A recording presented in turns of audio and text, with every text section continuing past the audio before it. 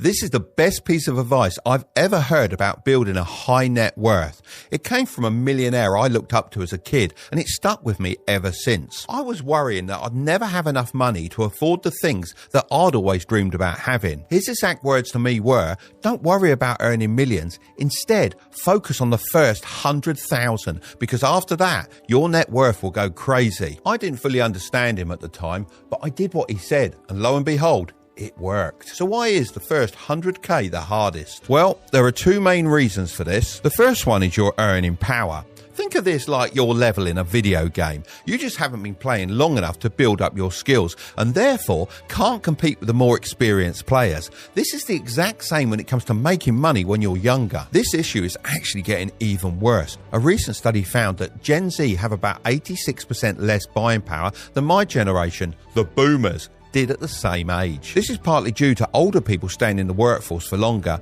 meaning that higher paid positions are harder to come by. But it isn't all doom and gloom, as the internet offers a great way for younger people to make far more money than the older generation, as most of them don't understand how to use Instagram, let alone build an online side hustle. When it comes to tech, there aren't that many boomers that can keep up with you guys, not like me. The second reason your first 100k is the hardest is your lack of compound interest. Think of your money like a snowball. You roll it down a hill by investing money, and as it rolls, it picks up more snow, which is your compound interest. The bigger your snowball gets, the more snow it collects, and therefore, the more compound interest you make. Sounds amazing, right?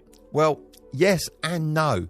Let me explain. Right now, if you don't have at least 100k, then your snowball isn't big enough for it to pick up any significant income. You essentially can't really benefit from compound interest. I mean, let's say you invest 10k in an S&P 500 index fund and get an average yearly return of 7%, which has historically been the amount investors can expect. After 5 years, your money will have grown from $10,000 into $14,176. That's 5 whole years to earn $4,176. That's why it's so hard to reach the first 100k. It's all about how much you can contribute to your investing pot rather than how much compound interest you're making. This means you're gonna have to make more money any way you can. Honestly, it was no different for me. I remember doing at least 3 different side hustles at the same time in order to earn enough money. Working this many hours and also resisting the urge to spend it on vacations and the latest designer clothes is really a killer. But trust me, it's worth it, as once you hit that first 100k, it's way easier to grow your money. So why does net worth go crazy after 100k? The answer? Because compound interest stops being lame and it actually starts to sound pretty unbelievable. Take a look at this chart. If you invest 10k annually with a 7% average yearly return, going from 0 to 100k will take 7.84 years. However, going from 100k to 200k will only take 5.1 years. So overall, it'll take 2.74 years less to make the second 100k compared to the first. That's 35% faster to make your second 100 grand than the first.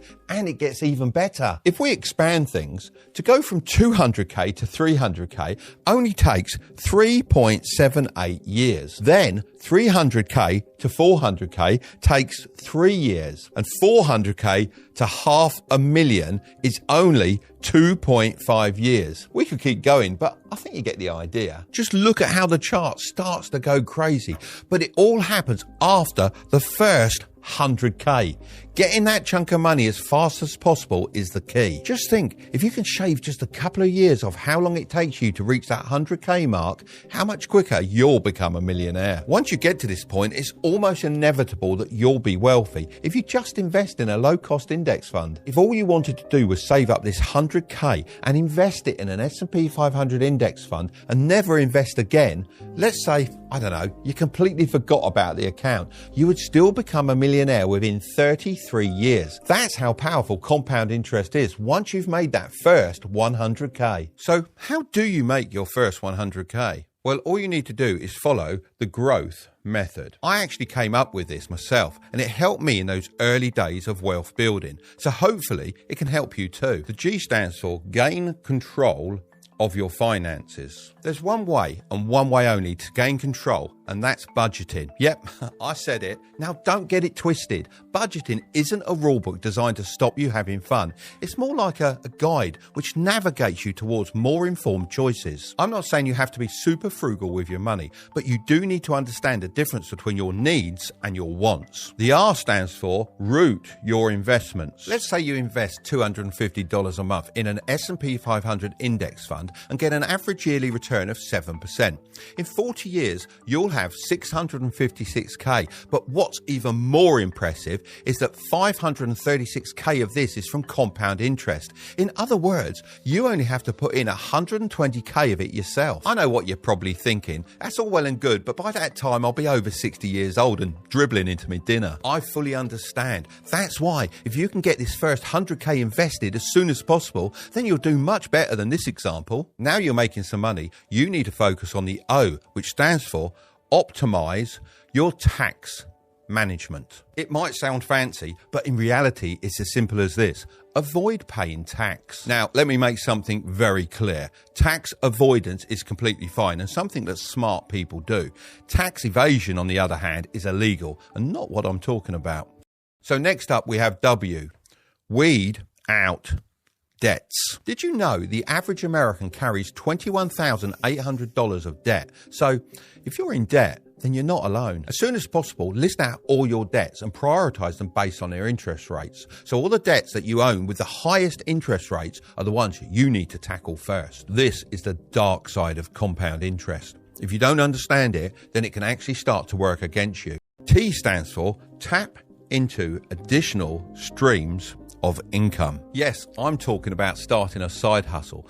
As of 2023, 50% of Americans have a side hustle, even if they earn over 100K per year. A side hustle gives you multiple advantages by diversifying your income. You'll have more money to put into your tax advantage account, so more investments. And again, you're just adding more snow to your snowball, allowing for compound interest to take its course. H stands for heightened self-discipline. To put all these things we've discussed into effect, you need to find your inner discipline. Discipline is the currency of success. The more you mint, the wealthier your future will become. If you want to know how to build your wealth from $0, then I'm going to leave that video right up there, but don't click on it just yet. Make sure to subscribe if you want to grow your wealth, okay? I'll see you over there.